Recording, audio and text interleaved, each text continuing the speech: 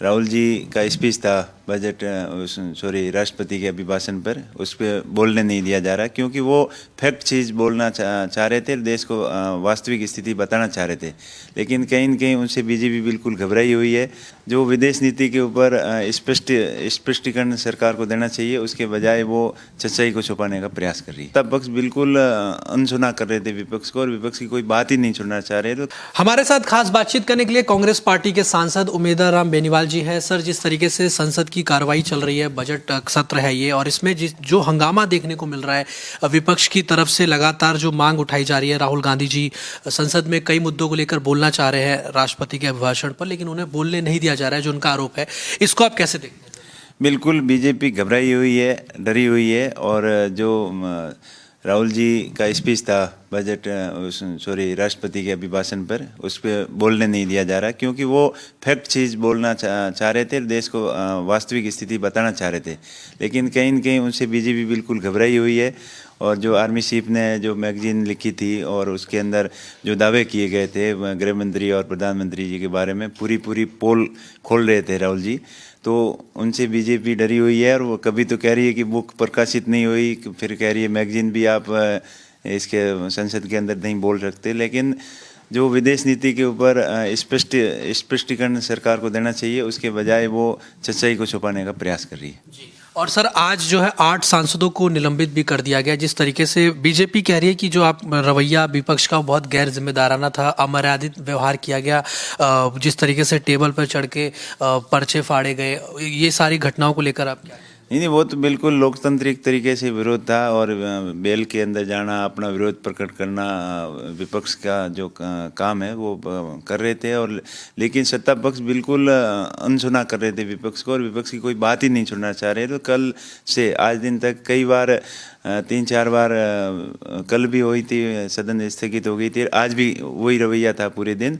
जब भी राहुल गांधी जी बोलना शुरू कर रहे तो उसके बाद में वो हर चीज़ के ऊपर टोक रहे और बोलने नहीं दे रहे थे। और बाद में उनका स्पीच पूरी तरीके से सुना ही नहीं, और बीच में दूसरे को बुलाना शुरू कर दिया। तो उनकी राहुल जी की बात पूरी रखने नहीं दे रहे थे। इसका विरोध प्रदर्शन था जी। और ये जो 8 सांसदों को निलंबित किया, इसको आप कैसे देखिए? 8 सांसदों को निलंबन करना ये बिल्कुल बीजेपी सरकार की मनमानी नीति के तहत किया है। और उन्होंने बिल्कुल मनमर्जी जो कि उनके सामने विपक्ष कुछ बोले नहीं, जैसी सत्ता पक्ष कह रहे वैसे सुनते रहे।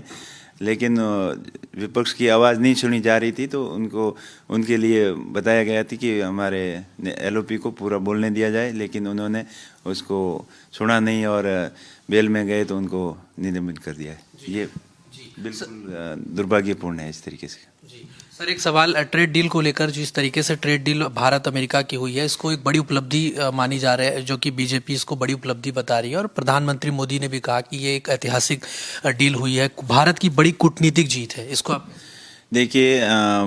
ऑपरेशन सिंदूर को ये बड़ी कामयाबी बता रहे हैं, लेकिन ट्रंप ने खुद 51 बार बोला है कि ये ऑपरेशन सिंदूर मैंने रुकवाया है। तो ये ट्रंप की बात के ऊपर कोई भरोसा नहीं है। और अभी जो बात कही है तो वो सशर्त कही है कि आप रशिया से तेल क्रूड नहीं खरीदोगे और अमेरिका से खरीदोगे, इस शर्त पर उन्होंने जो ड्यूटी घटाई है।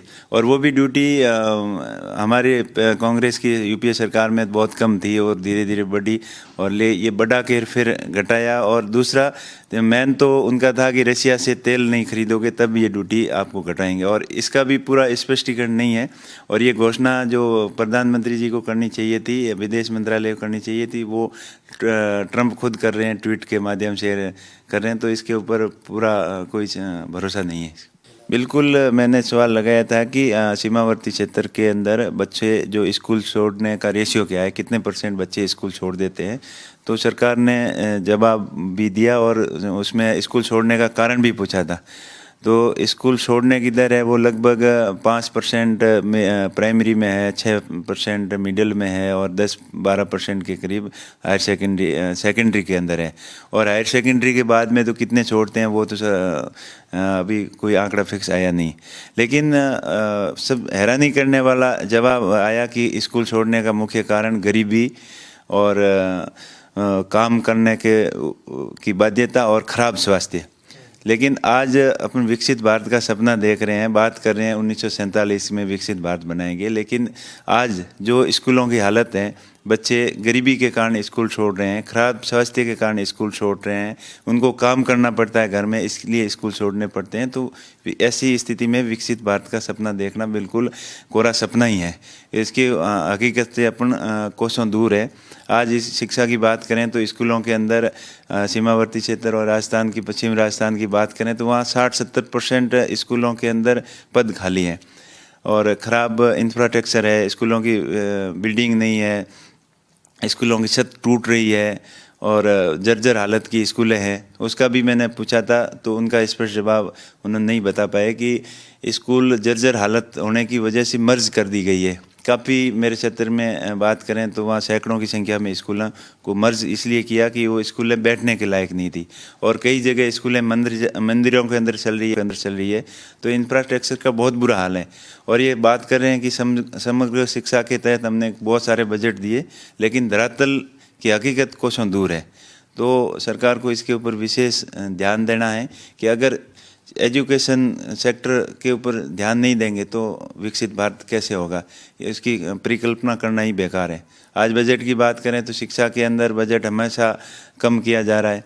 एक केट की रिपोर्ट है जो उसके अनुसार अगर शिक्षा के अंदर बजट का कम से कम बजट का 6% से अधिक विकसित देश खर्च करते हैं तो उतना भारत को करना चाहिए। लेकिन ये बात हमेशा करते हैं 6% बजट खर्च करेंगे, लेकिन एक्चुअल में 3.5-4% से ज़्यादा एजुकेशन के ऊपर खर्च नहीं करते हैं। इसकी वजह से एजुकेशन की हालत बहुत ख़राब है। ये तो स्कूल की हो गई। उसके बाद में अगर कॉलेज की बात करें, मेडिकल सेक्टर की बात करें, हर जगह IIT वगैरह टेक्निकल क्षेत्र में हर जगह बहुत, यूनिवर्सिटी की, कॉलेज की, हर जगह हालत बहुत ख़राब है।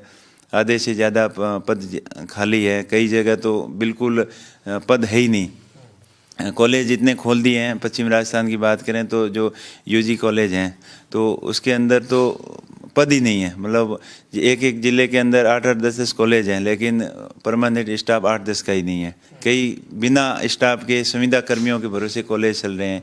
यूनिवर्सिटी की भी यही हालत है, मेडिकल कॉलेजों की भी यही हालत है। 1-2 संस्थान को छोड़ के हर जगह बहुत ही मतलब सिस्टम बेकार हो रखा है। तो ऐसे में अच्छी शिक्षा की परिकल्पना करना भी एक सपना ही है। धन्यवाद सर। देखिए, हमने बातचीत करी कांग्रेस पार्टी के सांसद उमेदा जी से, जो कि साफ तौर पर उन्होंने स्पष्ट किया कि किस तरीके से जो ये डील हुई है इस पर भरोसा नहीं किया जा सकता और किस तरीके से जो डील में राष्ट्रपति ट्रंप खुद ही ट्वीट कर दे रहे हैं, जबकि ये जानकारी पहले भारत सरकार को या प्रधानमंत्री नरेंद्र मोदी को देनी चाहिए थी। वीडियो जर्नलिस्ट विवेक के साथ मैं हिमांशु दुबे, भारत एक्सप्रेस, दिल्ली।